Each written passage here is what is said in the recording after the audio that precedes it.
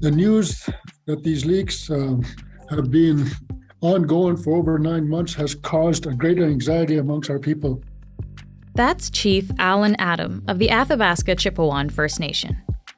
His community learned last month that for almost a year before that, toxic water from a nearby oil sand project had been leaking into the environment. Chief Adam and the First Nation say that the company running the project, Imperial Oil, and Alberta's regulator never told them about the leak.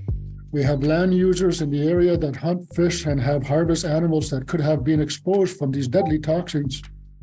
Our people harvest foods from the forests and the rivers adjacent to Curl Lake project. Some of these foods have shared throughout our community.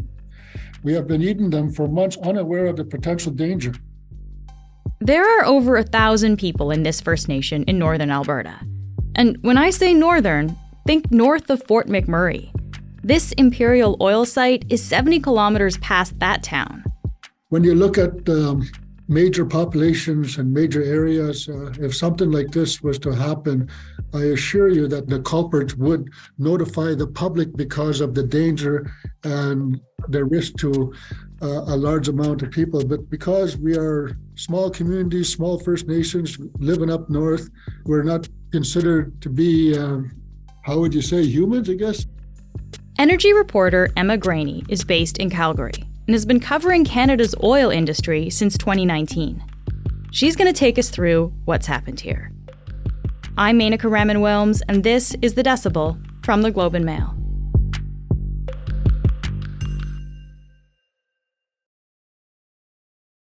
Emma, it's great to have you back. Thank you so much for being here. Of course. Thanks for having me.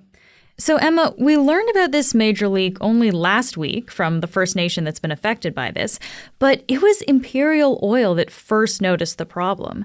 So what's going on here? Can you take us through this? So, in May last year, some workers from Imperial, from the Curl Oil Sands site, they were, I guess, doing some monitoring as they do, and they noticed just north of the Curl Oil Sands lease, so that's on Crown land and it's, just north of the actual project site, they reported seeing some standing water, and it was kind of orange, a bit weird looking, and it was on vegetation as well. So they at that point reported it to the Alberta Energy Regulator and the federal body as well that monitors this kind of thing, Environment Climate Change Canada, actually is responsible for that. So that was back in May, and they let the First Nation know as well and said, look, we've found some weird coloured water, and that's all the First Nation heard from that point. Then we had Imperial Oil and the Alberta Energy Regulator had multiple meetings about what Imperial was going to do about this. In the meantime, Imperial did testing and they discovered that it was in fact definitely tailings water that was seeping out from a tailings pond and gathering it at a few separate spots on the north side of the lease. So not even just in one spot, you're saying there's actually multiple spots here. Yeah, there are, yeah. So this is on Crown land. So this is public land. This is land where Indigenous communities exercise their treaty rights to hunt, to fish, to gather plants. And then later in the year, Imperial did confirm that it was basically toxic water. In September, the Alberta Energy Regulator went, okay, righto, here's your first non-compliance order. So that basically them saying, you let water go where you shouldn't have let it go. So it's water out of a closed loop system is a kind of technical term, I suppose. We're saying discolored water, but there's a lot of dangerous things in this water here. This is water with arsenic in it. It's got dissolved iron in it. It's got hydrocarbons in it, sulfates. This is not stuff that you want to go anywhere near. Okay, so we've been talking about water leaking from a tailings pond, Emma. But what exactly is that? What is a tailings pond? So they're basically massive industrial scale ponds. So this is kind of wastewater that has had a lot of industrial processes that it's been used. It's the stuff that you kind of don't want to be letting go anywhere. So it's got a lot of arsenic, hydrocarbons, all that kind of jazz that you don't want to get anywhere near yourself. So basically, this is water that goes through its process, it's used in the system, and then they got to keep it. I just have to say, it's kind of mind-boggling to me that, like, this is the best solution we've come up with to put all these toxic materials, once the process is done, just like in an open pond and let it sit there. That's kind of crazy. What's kind of interesting to note here as well is that back in 2007, when Imperial was applying basically for their application for the Curl Oil Sands site, this was actually noted as an issue. So where the tailings ponds built up on Curl is permeable land. And then this was in the joint federal provincial review of the site. And that panel, the joint federal provincial panel, turned around and said, yeah, there is actually a chance that water could seep from the tailings pond into the environment of the Curl Oil Sands site. But we reckon that Imperial is going to do this great, technological thing and get it all up to speed, and it won't be an issue. So here you go, have your application. Off you go. Let's fast forward now to February, when at the same site, a drainage pond actually overflowed, spilling 5.3 million litres of water, industrial wastewater, out into the environment. Whoa. Whoa is right. Industrial wastewater is not allowed to just flow out untreated into the environment. So that was in February. And at this point, that's when the First Nation, Athabasca Chipewyan First Nation, gets notified. And a few days later, the regulator turns around and actually goes, by the way, here's an environmental protection order. The First Nation looks at that and goes, wait, what? Because that was the first time they found out that this seepage that they'd been told in May was just some discoloured water was actually toxic tailings water that had been seeping out since May, and they had not been told about it, they said. Okay, wait, so the regulator and Imperial Oil have been meeting and talking about this for months, but no one actually communicated this to the First Nations? That's correct. That's what the First Nation says. I've asked Imperial Oil and the regulator to clarify exactly what the First Nation was told and when. The regulator said it's up to Imperial Oil, the licensee, to inform affected parties, which is true under the regulations and the law. When I spoke with Chief Allan Adam at Athabasca Chipewyan First Nation, it really frustrated him because this is not a case where the local First Nation doesn't really have much to do with what's going on. They have had multiple meetings with Imperial. They've had multiple meetings with the regulator, just standard meetings that they have all the time. And yet nobody brought this up as something that was ongoing. And I mean, obviously this would have an impact on the First Nation. And I think we'll get to some of the details of the environmental effects here. But I just want to be clear when we're talking about this timeline, Emma, because there's a couple of things happening here. So there's a drainage pond overflow that happened in February. That's the 5.3 million litres of wastewater. And then there's also leaks that have been kind of ongoing since last May, at least. So there's two separate things here then. Mm-hmm. Yeah. And is this a seepage from one pond, Emma, or is it multiple? So they're trying to figure out what's going on. Okay. There are a lot of unanswered questions when it comes to this case, but the land around here as well is a lot of bog. It's a lot of muskeg. It's a lot of, spongy kind of environment where it sops up a lot of water. Think of a sponge, right? It soaks up a lot of water before it will start letting that water seep out. So there's a good chance it was kind of happening before May. That's the First Nations concern that they've told me, that because of the nature of the land, like how do we know this has only been happening since May? That's one of their big problems and one of their big concerns. I wonder about the broader environmental impacts here. Like what happens to a landscape when this industrial waste seeps into it? It can really impact the environment in a big way. It can impact fish habitats. And where we're talking about, actually, there are a few different tributaries to the Firebag River up there. So there's a worry that it will negatively impact fish because they don't really like swimming about in toxic water. When it impacts the vegetation, there's a chance that it can also then be eaten by wildlife. Then it's been harvested and then it's being consumed by humans. So Chief Adam reckons about 3/4 of the population hunts, fishes, gathers plants in traditional lands up there at Athabasca Chipewyan First Nation. And a lot of folks have meat, fish, etc. frozen that they've just kind of been consuming the entire time. So the chief and council of the First Nation last weekend went and put out a notice and contacted people and went, hey, guys, please stop consuming this stuff because we don't know if it's contaminated. So they're actually got a program in place that they scrambled to set up whereby people can bring their meat and their fish, etc., to be tested and see whether or not it's contaminated. I mean, that's how worried they are about this situation. We'll be right back.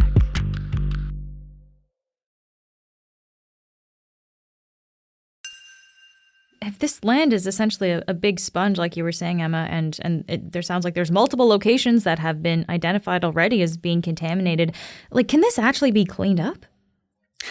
That's a really good question. And it's one of the things that Imperial has had to submit to the regulator, the Alberta regulator, saying, this is our plan to try and clean this stuff up. But it's going to be one hell of a job because, again, this land is kind of, it's muskeg, right? It's boggy. It's hard to work on. And the other thing to note right now is, what is it, March right now, right? It's cold, It's frozen, especially up in northern Alberta around the oil sands. So they're really going to have to try and hustle as well, because once we get to spring melt, there's an extremely good chance you get spring melt, you get runoff, it goes into the tributaries, it goes into the rivers. Imperial doesn't know how much water has been seeping out of its tailings pond since May. It doesn't know how much contaminated water is in the environment.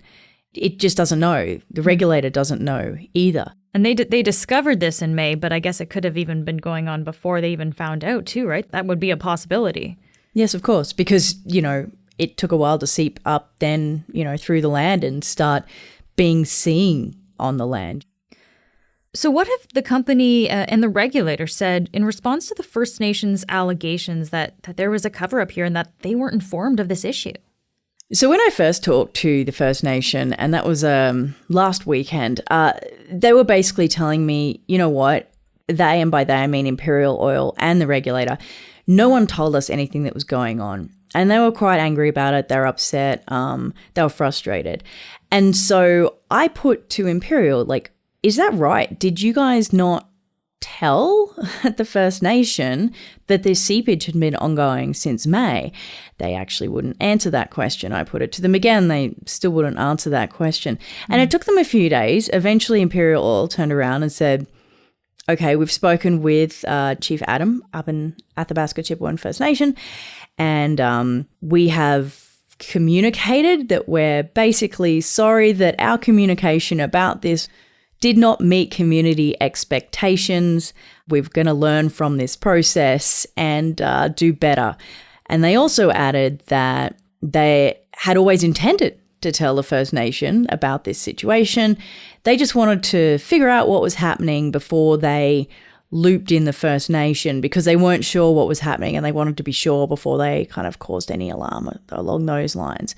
But the First Nation says, you know what, we had a community benefit agreement. So that stipulates that you're supposed to tell us if there's some kind of environmental situation, and you didn't tell us. And has the company said anything like going forward, are they going to have things in place to monitor this kind of problem if it happens again?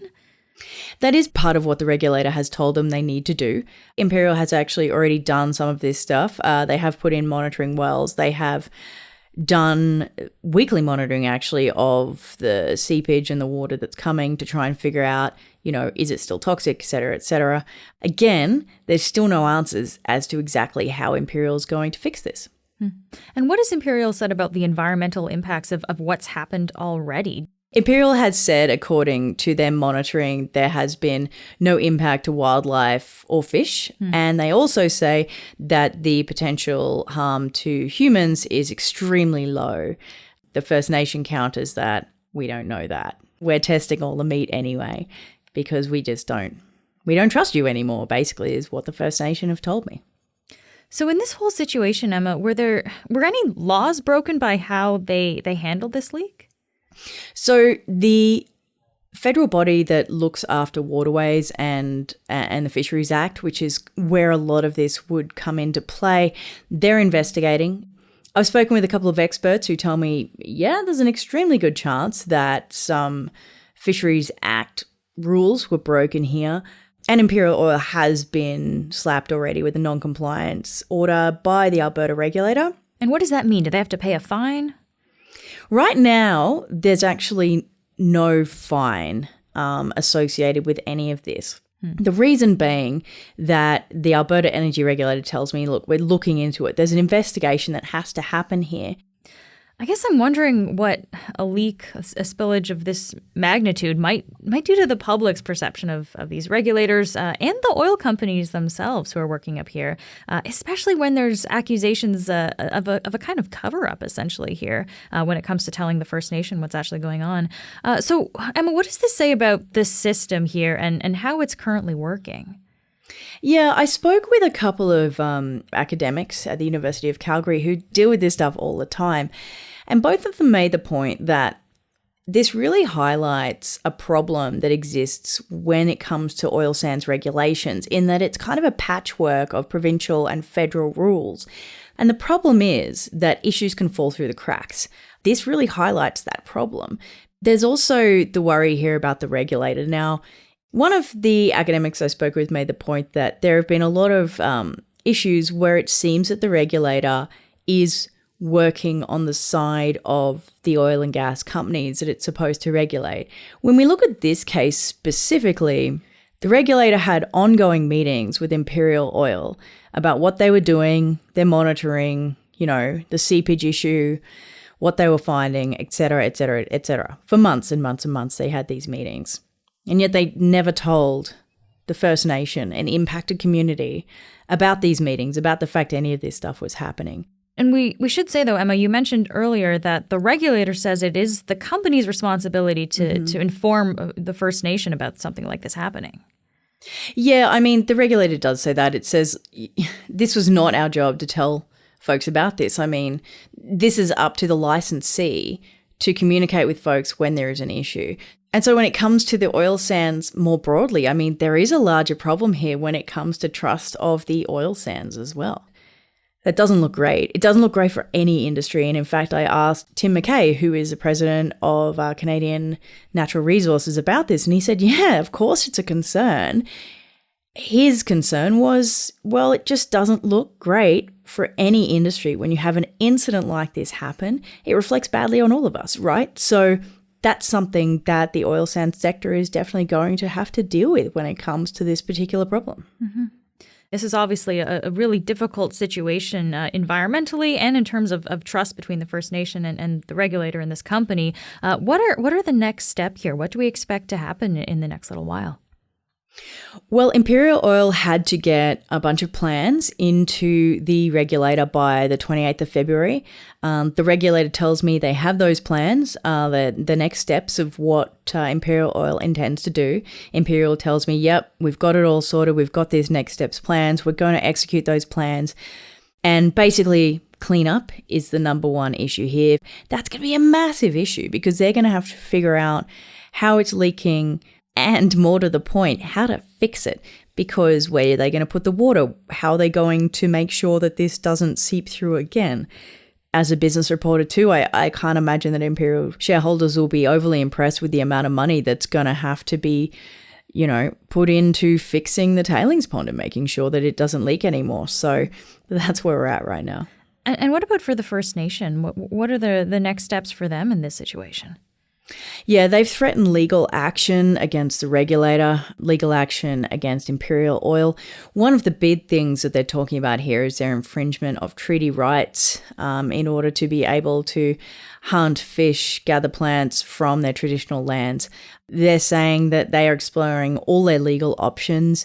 Part of that may also involve breaching a community agreement between Imperial Oil and the First Nation if in fact there was some kind of line in there stipulating that they were supposed to be told about environmental issues and they weren't. So again, that's one of the things that could potentially come out of this. Emma, thank you so much for taking the time to walk us through all this today. Hey, no worries. Thanks for having me. That's it for today. I'm Menaka Raman-Welms. Our producers are Madeline White, Cheryl Sutherland, and Rachel Levy-McLaughlin. David Crosby edits the show. Adrian Chung is our senior producer, and Angela Pacenza is our executive editor. Thanks so much for listening, and I'll talk to you tomorrow.